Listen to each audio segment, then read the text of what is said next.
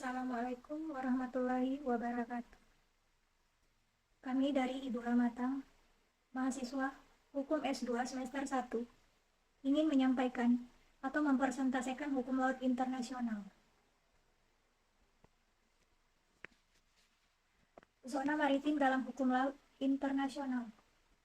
Zona maritim merupakan pembagian wilayah hukum laut yang diatur oleh Konvensi PBB tentang hukum laut atau UNCLOS 1982. Konvensi ini bertujuan untuk mengatur hak, kewajiban, yurisdiksi negara atas wilayah laut.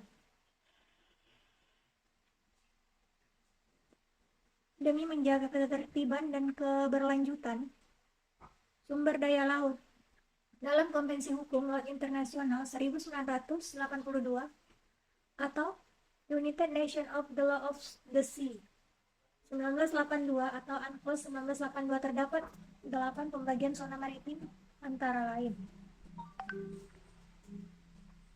1. Perairan pedalaman atau archipelagic waters atau internal waters. Perairan pedalaman diatur oleh perairan yang terletak ke arah dalam dari garis batas pengukur laut teritorial. Perairan pedalaman secara umum terdiri dari teluk, muara, pelabuhan, dan perairan-perairan yang tertutup oleh garis pangkal lurus atau disebut strike baselines. Negara pantai memiliki kedaulatan penuh atas internal waters sehingga tidak terdapat hak lintas damai atau inoken wasek bagi kapal-kapal asing. 2. Laut territorial sea. Pada laut teritorial berlaku kedaulatan negara pantai, selain wilayah, daratan, dan perairan pedalaman, serta meliputi suatu jalur laut yang berbatasan dengannya. Kedaulatan ini meliputi ruang udara di atas laut teritorial serta dasar laut dan tanah di bawahnya.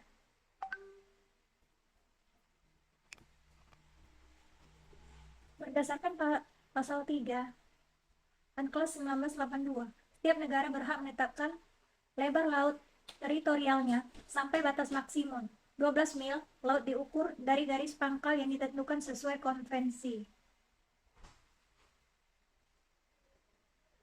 Berdasarkan pasal 3 UNCLOS 1982, setiap negara berhak menetapkan lebar laut teritorialnya sampai batas maksimum 12 mil laut diukur dari garis pangkal yang ditentukan sesuai konvensi. Dalam Konvensi Hukum Laut atau UNCLOS 19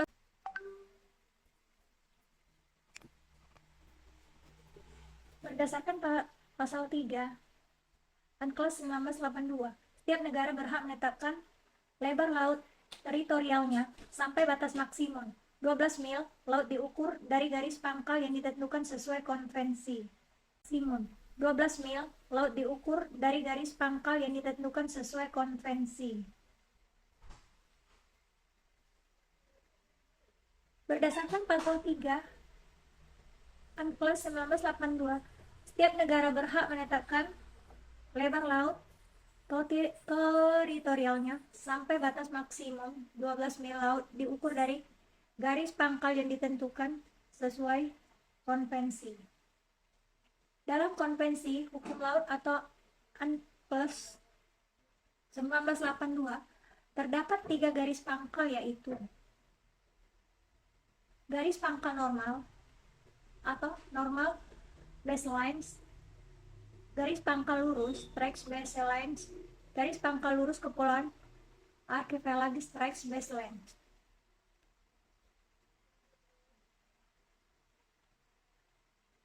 Perlu Anda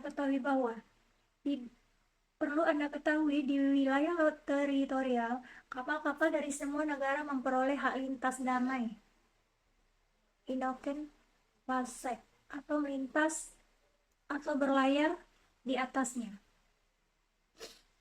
Hak lintas damai wajib dilakukan dengan terus-menerus dan secepat mungkin. Dan terdapat beberapa syarat yang diperlukan, yaitu kapal melintas laut teritorial tanpa memasuki perairan pedalaman atau berkunjung ke pelabuhan. B. Kapal berlayar ke atau perairan pedalaman atau singgah ke pelabuhan. Zona tambahan contiguous zone. Zona tambahan adalah zona yang berbatasan dengan laut teritorial. Zona ini diukur sejauh 24 mil laut, nautical miles, dari garis pangkal di mana laut teritorial diukur. Dalam zona tambahan, negara pantai dapat melakukan pengawasan yang diperlukan untuk mencegah pelanggaran terhadap peraturan bea cukai, perpajakan atau fiskal, imigrasi dan kesehatan pada laut teritorialnya, dan menghukum pelanggaran terhadap peraturan-peraturan tersebut yang dilakukan di dalam laut teritorialnya. Landas kontinen atau continental shelf. Dalam kelas 1982 terdapat beberapa aturan mengenai landas kontinen, antara lain jarak sampai 200 mil laut jika tepian luar kontinen tidak mencapai jarak 200 mil laut. B. Kelanjutan alamiah atau natural prolongation wilayah daratan di bawah laut hingga tepian luar kontinen yang lebarnya tidak boleh melebihi 300 mil laut yang diukur dari garis dasar laut teritorial. Jika di luar 200 mil laut masih terdapat daerah dasar laut yang merupakan kelanjutan alamiah yang wilayah daratan. Dan jika memenuhi kriteria kedalaman sedimentasi yang ditetapkan dalam konvensi, atau tidak boleh melebihi 100 mil laut dari garis kedalaman 2.500 meter isobat. Aturan selengkapnya mengenai landas kontinen dapat Anda baca pada pasal 7685 Unclos 1982. 5. Zona ekonomi eksklusif, exclusive economic zone. Zona ekonomi eksklusif atau ZEE merupakan zona maritim yang berada di luar dan berdampingan dengan laut teritorial sejauh 200 mil yang bernilai ekonomi, tunduk pada pengaturan khusus atau eksklusif. Dalam pasal 56 ayat 1 Unclos 1982, terhadap ZEE berlaku hak berdaulat dan yurisdiksi dalam hal sebagai berikut. A. Berdaulat untuk keperluan eksplorasi, eksploitasi, konservasi, dan pengelolaan sumber kekayaan alam hayati dan non-hayati. Yurisdiksi untuk membuat dan memakai pulau buatan, instalasi dan bangunan, riset ilmiah kelautan, perlindungan, pelestarian lingkungan laut. Sebagai informasi, kedaulatan dan hak berdaulat memiliki pengertian berbeda. Kedaulatan adalah manifestasi tertinggi dari kepemilikan dan kekuasaan atas wilayah atau teritorial. Sedangkan hak berdaulat, sovereign rights, adalah hak-hak eksklusif yang dilaksanakan oleh negara, pantai, dan berlaku terhadap sumber-sumber daya alam dalam batas tertentu yang telah ditetapkan. Laut lepas atau high seas. Unclos 1982 tidak memberikan definisi tentang laut lepas atau laut bebas. Hanya dikatakan bahwa ketentuan-ketentuan mengenai zona maritim tersebut diterapkan terhadap semua bagian laut yang tidak termasuk dalam ZEE. Laut teritorial atau perairan pedalaman dari suatu negara atau perairan kepulauan dari suatu negara kepulauan. Di zona laut lepas, semua negara dapat melaksanakan kebebasan, yakni kebebasan berlayar, terbang, pemasangan pipa kabel, pembangunan instalasi dan pulau buatan, dari riset ilmiah ke lautan. Di laut lepas berlaku prinsip universal jurisdiction, yaitu prinsip hukum yang mengizinkan dan mengharuskan suatu negara untuk memproses tindakan kejahatan, terlepas dari lokasi kejahatan terjadi, kebangsaan pelaku ataupun korban. Penerapan universal jurisdiction terdapat dalam pasal 100 Unclos 1982, yaitu setiap negara memiliki kewajiban untuk bekerja sama dalam menumpas tindak kejahatan, perompakan di laut lepas maupun di luar yurisdiksi suatu negara. Kemudian, tidak ada satupun negara dapat menundukkan kegiatan di laut bebas di bawah kedaulatan negara tersebut. Serta setiap negara berhak melayarkan kapal di laut lepas dengan mengibarkan bendera kapalnya.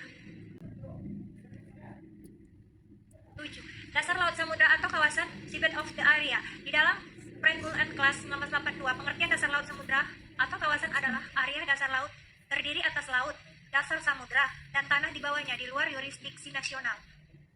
Pada kawasan ini berlaku prinsip common heritage of mankind, yakni warisan bersama umat manusia. Artinya, setiap negara bebas melakukan kegiatan eksplorasi di wilayah ini dan memiliki tanggung jawab bersama untuk mengawasi dan menjaga wilayah tersebut dari kerusakan. Dasar laut samudra selengkapnya diatur dalam pasal 133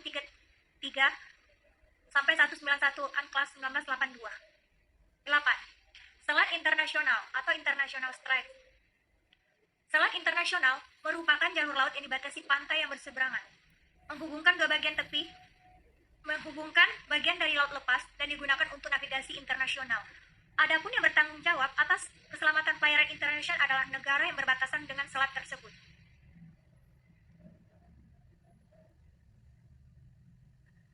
Selat internasional juga dapat diartikan sebagai wilayah yang menjadi tempat perlintasan dengan ukuran area dan tidak melebihi luas 2 kali lebar laut teritorial negara pantai. Selain itu, selat internasional memisahkan dua daratan, menghubungkan laut lepas negara dengan laut lepas negara, atau menghubungkan Z dengan Z lain, serta menghubungkan perairan pedalaman atau perairan kepulauan digunakan untuk pelayaran internasional. Adapun berbagai zona maritim dapat digambarkan seperti ini.